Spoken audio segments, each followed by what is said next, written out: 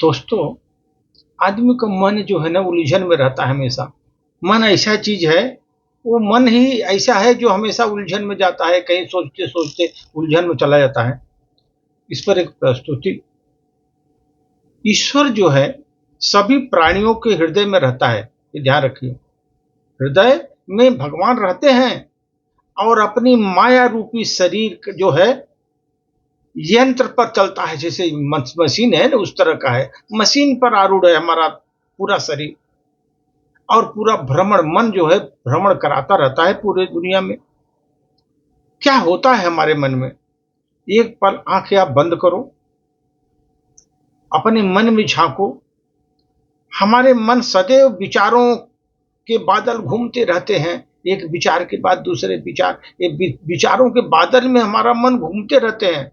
सोते समय भी, जब हम स्वप्न देखते हैं, जागते समय भी स्वप्न देखते हैं, उसे हम दिन का स्वप्न कहते हैं। जागते समय भी स्वप्न देखते रहते हैं हम लोग। हमारे जितने भी विचार हैं वो जो है ना भूतकाल के बारे में बताते हैं। भूतकाल के बारे में, भविष्य भी भूतकाल का ही सजा सवरा रूप होता है। जो भविष्य की बहुत चिंता करते हैं ना, वो भी भूतकाल का ही एक संवरा हुआ रूप होता है। अभी आया नहीं, इसलिए इसे माया कहते हैं। माया जिसका अस्तित्व ही नहीं है, जीवन में माया का अस्तित्व ही नहीं है। हम इन्हीं विचारों से इसको संचालित करते रहते हैं। हमारे विचार अपने नहीं होते, हम इसे बाहर से ग्रहण करते हैं, बाहर से विचार लाते हैं और ग्रहण करते हैं। लेकिन अभिव्यक्ति का कोई अन्य तरीका हमारे पास नहीं है, इसलिए विचार करना ही पड़ता है। कैसे हम जो अभिव्यक्ति नहीं कर पाते, जो विचार करते हैं। विचारों पर के पार यदि हम जा सके तो हम मालिक हो सकते हैं, और वही परमात्मा बैठा हुआ है मन और बुद्धि पर। उससे मिलन हो सकता है, आपकी मन और बुद्धि से मिलन हो सकता है परमात्मा पर आप ध्यान देंगे तो। वस्तुओं से परे इंद्रियां हैं, इंद्रियां वस्तुओं से परे हैं। इंद्रियों से परे मन है, इंद्रियों से परे मन है, और मन से परे बुद्धि है। मन से परे बुद्धि है, और बुद्धि से परे जो है आत्मा है। अपनी आत्मा बुद्धि से भी परे है। कहावत है सर कि खाली दिमाग शैतान का घर होता है।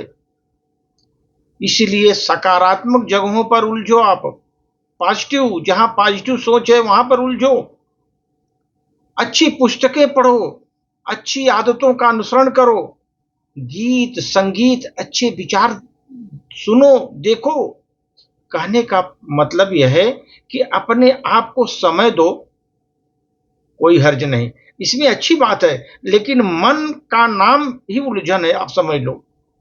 मन के रहते, विचारों के रहते हम उलझन से बच सकते हैं।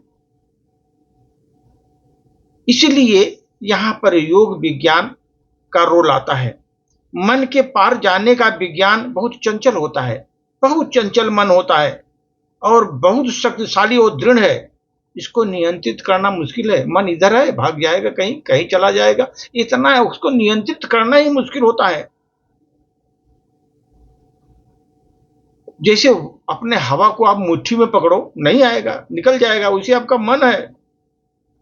इसका उपाय है अभ्यास करो, वैराग्य मन में लाओ, वैराग्य मन में लाओ, और मन के पार जाने का अभ्यास करो।